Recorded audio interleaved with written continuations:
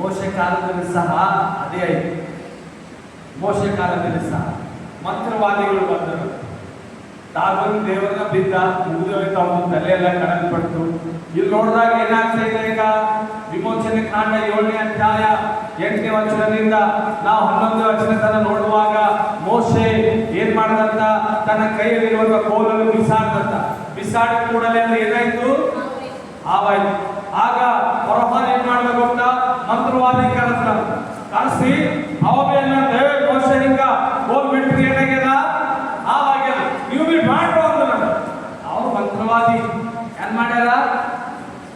ಕೋಲ್ ಬೀಳಿದ್ರ, ಬೆಳಗ್ಗೆ ಬೀಳ್ತಾನೆ. ಏನಾಯ್ತು? ಹಾವಾಯ್ತು. ಆದ್ರ ಹಾವು ಮಾಡಕ್ ಸಾಧ್ಯ, ಮಂತ್ರ ತಂತ್ರದಿಂದ ಏನ್ರ ಮಾಡಕ್ ಸಾಧ್ಯ, ಆದ್ರೆ ದೇವರ ಶಕ್ತಿ ಕಡೆಗಟ್ಟಲಿಕ್ಕೆ ಸಾಧ್ಯನಾ? ಎಲ್ಲರೂ ಹಲ್ಲೆಲೂಯಾ ಹೇಳಿ. 7ನೇ ಅಧ್ಯಾಯ 10ನೇ ವಚನ ಓದು. 7ನೇ ಅಧ್ಯಾಯ 10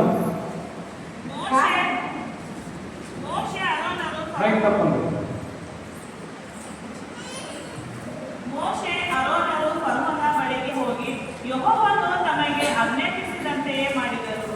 ಆರೋನನು ತನ್ನ ಕೋಲನ್ನು ಫರೋಹನ ಮತ್ತು ಅವನ ಪರಿವಾರದವರ ಮುಂದೆ ನೆಲದಲ್ಲಿ ಬಿಸಾಡಿದಾಗ ಅದು ಸರ್ಪವಾಯಿತು. ಫರೋಹನ ಐಗುಪ್ತ ದೇಶದ ವಿದ್ವಾಂಸರನ್ನು ಮಂತ್ರಗಾರರನ್ನು ಕರೆಸಿದಾಗ ಆ ಜಯಿಸಲು ತಮ್ಮ ಐಗುಪ್ತ ವಿದ್ಯೆಗಳಿಂದ ಅದೇ ರೀತಿಯಾಗಿ ಮಾಡಿದರು. ಅವರು ತಮ್ಮ ತಮ್ಮ ಕೋಲುಗಳನ್ನು ನೆಲಕ್ಕೆ ಬೀಸಾಡಲು ಅವರು ಸರ್ಪಗಳಾದವು. ಆದರೆ ಅರೋನನ ಕೋಲು ಅವರ ಕೋಲುಗಳನ್ನು ನುಂಗಿಬಿಟ್ಟಿತ್ತು. ಅರೋಹಾನನ ಕೋಲು ಅವರ ಕೋಲುಗಳನ್ನು, ಅರೋಹಾನನ ಸರ್ಪವು ಅವರ ಸರ್ಪಗಳನ್ನು. ಹಲ್ಲೆಲೂಯಾ. ಶಕ್ತಿ ನೋಡುದು ಕೋಲ್ ಮಾಡೋದು ಈಸಿ ಅಲ್ಲ. ಹಲೋ, ಕೋಲ್ ಮಾಡೋದು ಈಸಿ ಅಲ್ಲ, ಹಾವು ಮಾಡೋದು ಈಸಿ ಅಲ್ಲ, ಅದ್ರ ಜಯಿಸದೇ ನೋಡ್ಬೋದು. ಹಲ್ಲೆಲೂಯಾ.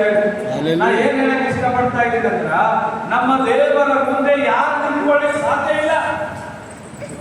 ತಾಗೋ ದೇವರು ನಿಂತ್ಕೊಂಡ ಮುಂಡ ಕಡಲ್ಪಟ್ಟ. ಇಲ್ಲಿ ಮಂತ್ರವಾದಿಗಳು ಬಂದರು, ಮಂತ್ರ ಶಕ್ತಿಯಿಂದ ಏನೇನೋ ಮಾಡ್ಬೇಕಂದ್ರು, ಮಂತ್ರ ಶಕ್ತಿಗಳೆಲ್ಲ ಲಯವಾಗಬಹುದು. ಹಲ್ಲೆಲೂಯಾ ಹೇಳಿ. ಮಂತ್ರವಾದಿಗಳು ಬರಲೇ ಇಲ್ಲ. ಮಂತ್ರವಾದಿಗಳು ಮೋಶೆ ಮುಂದೆ ಕಾಣಿಸ್ಕೊಳ್ಳೇ ಇಲ್ಲ. ಇದಕ್ಕೆ ಕಾರಣ ಏನಪ್ಪಾ ಅಂದ್ರ, ಆ ಮಂತ್ರವಾದಿ ಗೊತ್ತಾಯ್ತು, ಈಗಲಿರುವಂಥದ್ದು ಮನುಷ್ಯನ ಶಕ್ತಿ ಅಲ್ಲ, ಮಂತ್ರದ ಶಕ್ತಿ ಅಲ್ಲ, ಇದು ದೇವ ಶಕ್ತಿ. ಈ ದೇವ ಶಕ್ತಿಗೆ ನಾವು ಎದುರು ನಿಲ್ಲಲಿಕ್ಕೆ ಆಗೋದಿಲ್ಲ ಅಂತ ಗೊತ್ತಾಯ್ತು. ಅದಕ್ಕೆ ಮಂತ್ರವಾದಿಗಳು ಏನ್ ಮಾಡಿದರು? ಆ ಸ್ಥಳವನ್ನು ಬಿಟ್ಟು ಹೋದರು. ಆಮೇಲೆ ಹಲ್ಲೆಲೂಯಾ, ಫರೋಹನು ಸಹ ಮೌನವಾದನು, ರಾಜನು ಭಯಪಡಲು ಪ್ರಾರಂಭಪಟ್ಟರು. ಯಾಕಂದ್ರೆ ದೇವರು ಅಂತ ಕಾರ್ಯಗಳನ್ನು ಮಾಡ್ತಾನೆ. ನನ್ನ ಪ್ರಿಯ ದೇವ ಜನರೇ, ನೀವು ಭಯಪಡ್ತಾ ಇದ್ದೀರೇನು? ಯಾರು ನಮ್ಮ ಮಂತ್ರಗಳು ಮಾಡ್ತಾ ಇದ್ದಾರೆ, ಯಾರು ನಮ್ಮ ತಂತ್ರಗಳು ಮಾಡ್ತಾ ಇದ್ದಾರೆ, ಯಾರು ನಮ್ಮ ಕುಟುಂಬ ಹಾಳು ಮಾಡ್ಬೇಕಂತ ಇದ್ದಾರೆ.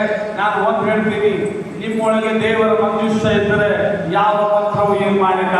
ಹಲ್ಲೆಲೂಯಾ. ನಿಮ್ಮ ಕುಟುಂಬದಲ್ಲಿ ದೇವರ ಮಂಜುಷ್ಯ ಇದ್ದರೆ ಯಾವ ಮಂತ್ರ ಏನ್ ಮಾಡ್ಲಿಕ್ಕಾಗೋದಿಲ್ಲ, ಯಾವ ಆಟಗಳು ನಡೆಯೋದಿಲ್ಲ. ಎಲ್ಲ ಆಟಗಳನ್ನು ಬಂದ್ ಮಾಡಲು ನಮ್ಮ ದೇವರಿಗೆ ಶಕ್ತಿ ಉಂಟು. ಹಲ್ಲೆಲೂಯಾ. ನಿಮಗೇನೋ ಆಗ್ತದೆ, ನಿಮಗೇನೋ ಮಾಡ್ಯಾರ, ನಿಮಗೇನು ಅದೇ ನಾನು ಹೇಳ್ತಾ ಇದ್ದೀನಿ, ಆ ಮಂಜುಷ್ಯ ಇರಬೇಕು ನಿಮ್ಮಲ್ಲಿ. ಆ ಮಂಜುಷ್ಯ ಇರಬೇಕು, ದೇವ ಮಂಜುಷ್ಯ ಇರಬೇಕು, ದೇವ ಕೋಲಿರಬೇಕು. ನನ್ನ ಪ್ರಿಯ ದೇವರ ಜನರೇ, ಎಲ್ಲಿವರೆಗೂ ಆ ದೇವರು ನನ್ನೊಂದಿಗೆ ಇರೋದಿಲ್ಲವೋ ಆ ದುಷ್ಟನ ಕಾರ್ಯಗಳು ಏನಾಗೋದಿಲ್ಲ, ನ್ಯಾಯವಾಗುವುದಿಲ್ಲ. ಅದಕ್ಕೆ ನಮಗೆ ದೇವರು ಬೇಕು. ಆಮೇಲೆ ಹಲ್ಲೆಲೂಯಾ. ಅದಕ್ಕೆ ರೋಮ ಪತ್ರಿಕೆ 8ನೇ ಅಧ್ಯಾಯ 31ನೇ ವಚನ ಹೇಳ್ತಾರೆ,